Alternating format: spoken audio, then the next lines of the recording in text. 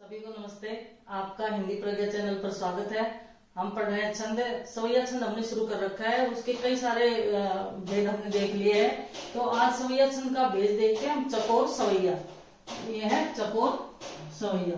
तो देखो ये इसके लक्षण देखते हैं। पहले चकोर सवैया के लक्षण क्या होते हैं कि ये समछंद है, साधारण है, गणपद है, तुकांत है और वर्णिक छंद है।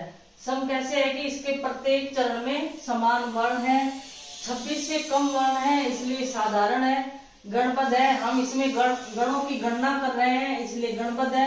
अंत में तुक मिलती है इसलिए तुकांत है और वर्णिक छंद है। फिर इसके प्रत्येक चरण में 7 भगण, 1 गुरु और 1 लघु के योग से 23 वर्ण होते हैं। क्या? 7 भगण, 1 गुरु वर्ण और 1 लघु वर्ण के योग से 23 वर्ण होते हैं। ये याद रहे, 7 भगण, 1 लघु, 1 गुरु। 7 भगण हो गए, 1 लघु और 1 गुरु वर्ण के योग से कितने होंगे? 23 वर्ण हो जाएंगे।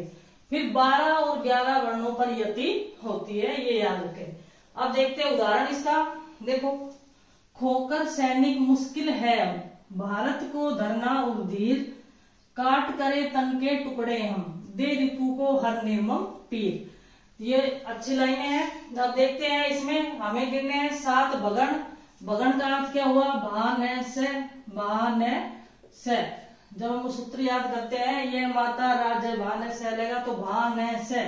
यहाँ गुरु, लघु और लघु के क्रम से 7 बार भगण आना चाहिए, फिर 1 गुरु वर्ण, फिर 1 लघु वर्ण के योग से टोटल 23 वर्ण होने चाहिए। तो देखते हैं, देखो गुरु, लघु और लघु, ये 1 भगण यहाँ पर हो गया भगण।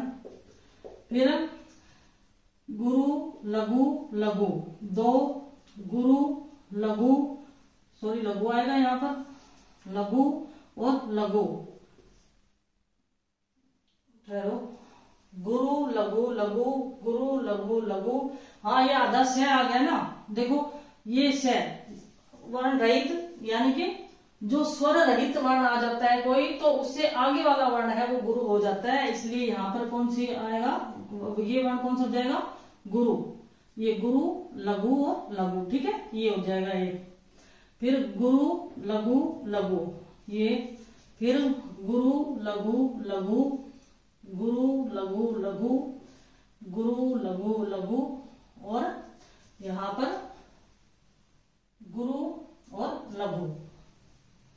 देखो इसी तरह से था। 7 भगण हो गए, 1 भगण, 2 3 4 5 6 7 और ये गुरु वर्ण और ये लघु वर्ण। देखो गुरु और लघु वर्ण, ये दोनों, ये गुरु और ये लघु, ठीक है।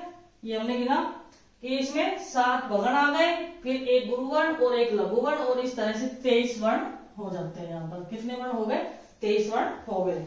यहाँ पर से, क्योंकि यहाँ से आधा है, हमें पता है कि जो वर्ण आधा आता है या स्वर रहित आता है, उससे आगे वाला जो वर्ण है वो गुरु हो जाता है। तो ये गुरु इसलिए हो गया, तो यहाँ गुरु मात्रा आएगी, ठीक है। अब देखो दूसरा, गुरु, लघु, लघु, गुरु, लघु, लघु, गुरु, लघु, लघु, गुरु, लघु, लघु, गुरु, लघु, लघु, गुरु, लघु, लघु, गुरु, लघु, लघु, गुरु और लघु। अब देखो यहाँ पर 7 भगण होने चाहिए। भगण 1 2 3 4 5 6 7 और ये गुरु वर्ण और ये लघु वर्ण। तो इस तरह से कितने हो गए? 23 वर्ण हो जाते हैं। यही हमारा सूत्र था कि 7 भगण, 1 गुरु और 1 लघु के योग से 23 वर्ण आएंगे।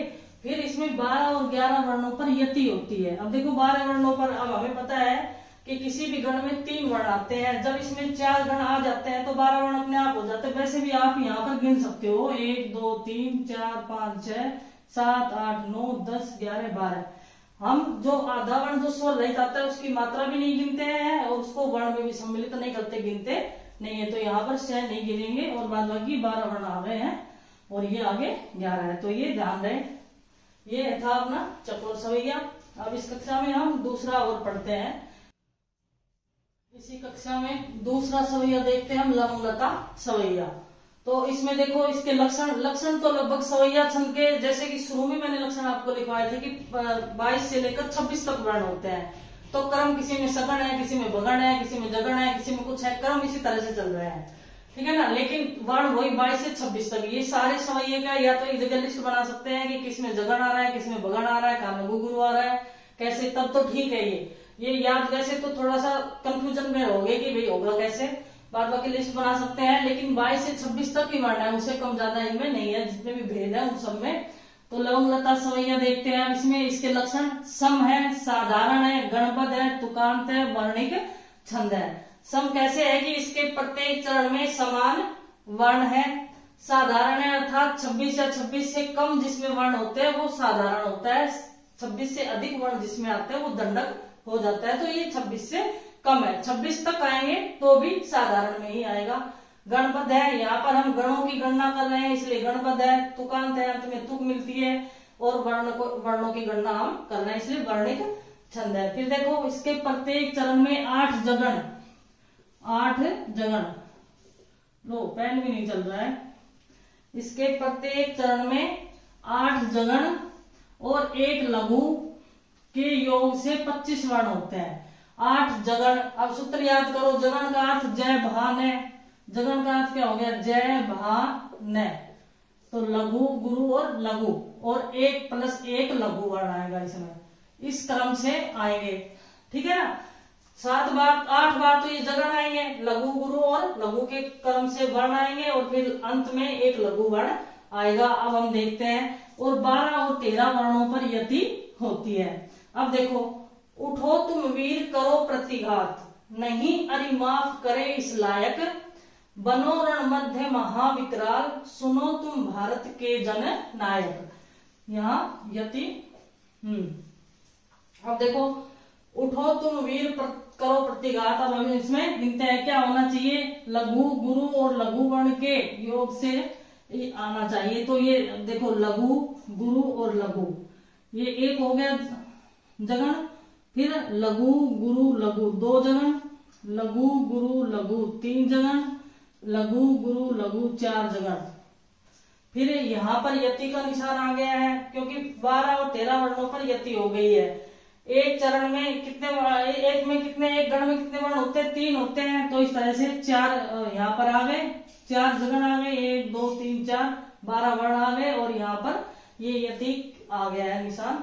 आप देखिए, लघु गुरु लघु 1, फिर लघु गुरु लघु 2, लघु गुरु लघु 3, लघु गुरु लघु 4, और ये लघु वर्ण।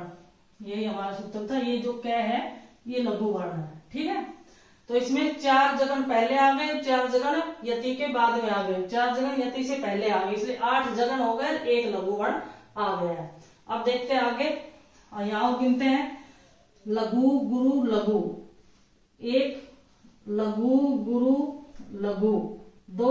यहाँ पर ये गुरु कैसे आ गया, आपको पता होना चाहिए अब, क्योंकि ये बिना स्वर रहित वर्ण है। स्वर रहित है तो ये आगे का वर्ण क्या हो जाएगा, गुरु हो जाएगा।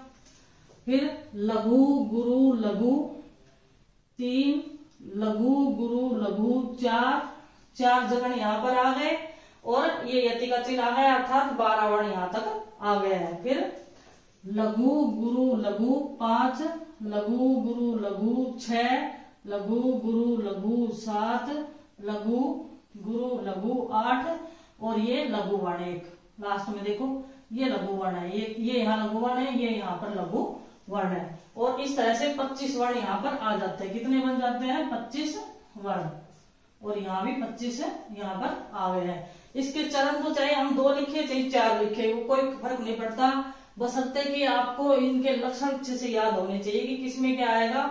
फिर आप देखते ही इसमें बता सकते हो, गण गिनते ही बता सकते हो कि कौन सा है। तो इसमें हमने 2 ही चरण लिखे हैं, और इस क्लास में इतना ही। हमने यहाँ पर इस क्लास में 2 पढ़े हैं, एक लवंग लता सवैया जो कि था, ये लगभग भेद जितने थे वो हमने कर लिए हैं। अब इस क्लास में इतना ही, धन्यवाद। और जो अपने छंद बचे हुए हैं वो मैं इसमें करवाऊंगी अभी, द्रुत विलंबित और 1-2 वर्णिक छंद 2-3 और बचे हुए हैं। लगभग ज्यादातर छंद हमने कर लिए हैं यहाँ पर, तो 2-3 और करवा के फिर इस टॉपिक को हम समाप्त करते हैं। धन्यवाद सभी को।